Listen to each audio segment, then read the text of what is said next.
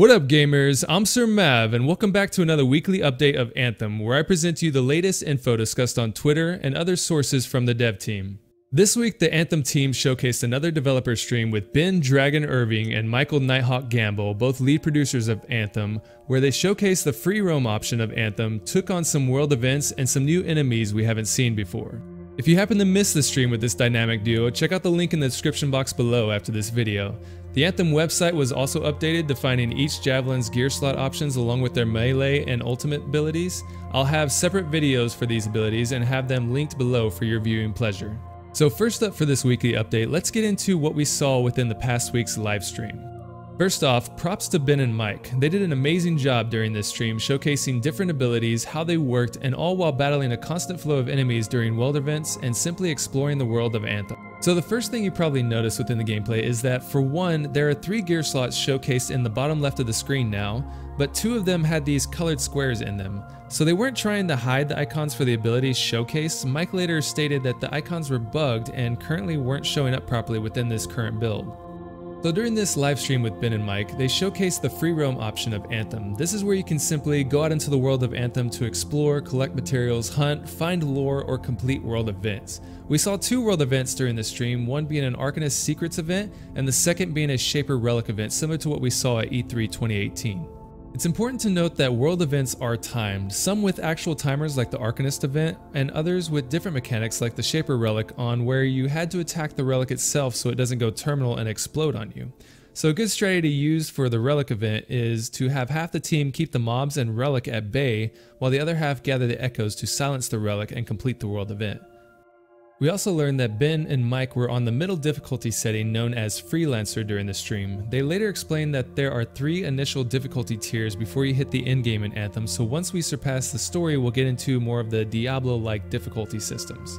Now I won't get into too much detail on the abilities showcased as I have another video that covers all the abilities for each javelin including the Storm and Interceptor that were showcased. If you want to check out those videos, click the card above, but a couple of things that weren't in that video is the aura Ben talks about during the stream, how elemental abilities trigger status effects on the enemy and our javelins, and how the ball lightning ability of the Storm can actually stun an enemy for a bit.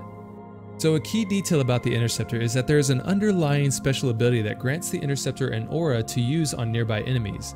This works by combining with your melee attacks with a combo, so the enemy has to be primed with the status effect first, and then killing that enemy so the Interceptor then inherits its status effect. So once the Interceptor is carrying this aura effect, then it can run around and apply this status effect to nearby enemies, as you see Ben do here when he's inherited the lightning status effect. Pretty cool mechanic and again effective with the Interceptor's crowd control abilities. The devs also talked more about status effects during the stream, and from what we hear we learned that status effects not only affect the enemy but our javelins as well. Applying status effects are useful in Anthem as they allow us to slow down, stun, or even keep an enemy from flying up in the air in Anthem. But the same goes for our javelins. You'll hear Ben a few times stating that he couldn't fly, and that's due to a status effect from an enemy that's being applied to his Interceptor at times. You can also see Mike apply his own status effects with the Storm's ball lightning ability to a Scar Enforcer which stunned the enemy for a couple of seconds. We can also see the same ball lightning ability knocking the Scar out of the sky by applying that same status effect. Not only do status effects keep us from flying in the air, but apparently if our javelin's shield goes down we won't be able to hover. You'll see this a lot when Mike's shield on the Storm is broken and he has to find cover or fly to safety. There was also another interesting status effect Ben discussed where if you didn't dodge a Brute's ice attack and it froze you, you could break out of this frozen state by pressing the A button on the Xbox controller. We also saw the duo showcase the revive screen in a down state from both points of view, meaning both Mike and Ben went down during the stream. So we now know there's a timer in the down state, but after a certain amount of time you can respawn outside the engagement area. Ben stated there are benefits to repairing teammates such as possible buffs, so you don't always want your squad mates to have to respawn away from battle, so there is benefits to reviving your teammates. Ben also discussed that you can regain your health by collecting health goblets the enemies drop, and that your shield will replenish over time as well by other specific things with specific javelins, so more details to come there. Another ability Ben went into further detail on was the Interceptor's target beacon support ability that he had equipped. This ability allows him to debuff the enemy to take additional damage. In this case, enemies marked with this ability would take an additional 25% damage. But not sure if this is a set stat or if it has different tier levels where you can increase the percentage stat of this ability. Looks like I have my next question to ask the devs here this week. Although the duo stated that the next stream will likely go more in depth about the gear, loot, and customization, they did give us a bit of a teaser on how it all works. Your javelins basically have two types of loots, besides crafting parts of course. So you have your power items, which is your gear and weapons you can equip, and then you have your vanity items. Vanity items will be all the cosmetics within the game. So how customization will work is basically the first layer is the silhouette of your javelins, or how the geometric shape or look of the javelin will be. The next layer is the vinyl layer, which showcases the pattern of your javelin, and the last layer of customization will be your colors and material types. Again, they will go more in depth on this in the next stream. The last bit I wanted to discuss is when Ben is explaining some things to the audience. Mike is out messing around, shooting grabbits, but what caught my eye was when he was attacking these creatures called Tessellars. You can see as he attacks them, they emit a lightning strike attack back at Mike's Storm, but when Mike uses the lightning attack on them, they seem to take no damage. Given that they use lightning themselves, it's safe to say that using different elemental attacks on certain targets can be less or more effective depending upon their own abilities. Mark later confirmed this was indeed correct on Twitter, which of course leads us into the Twitter info we received this past week.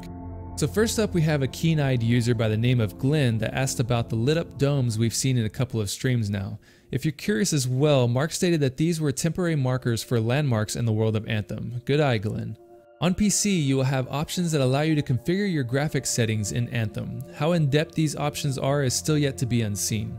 The team is also looking into having an optional setting of preferred frame rate or graphics on console, specifically for the PS4 Pro and the Xbox One X.